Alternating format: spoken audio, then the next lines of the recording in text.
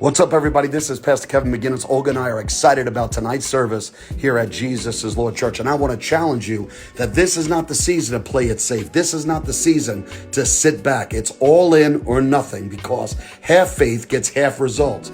Half commitment gets half breakthroughs, but all in changes everything. If you're listening to me right now and you're tired of lukewarm, you're tired of average, you're tired of watching others burn while you're barely glowing, then decide right now to burn the excuses, cut the comfort, silence the distractions. Jesus is Lord Church is where the fire falls. This is where chains break. And this is where the committed believers rise to a new level in God.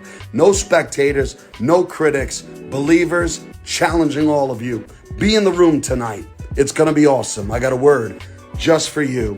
Do me a favor, all of you that are hungry and believing God for great things, share this video right now. We'll see you tonight.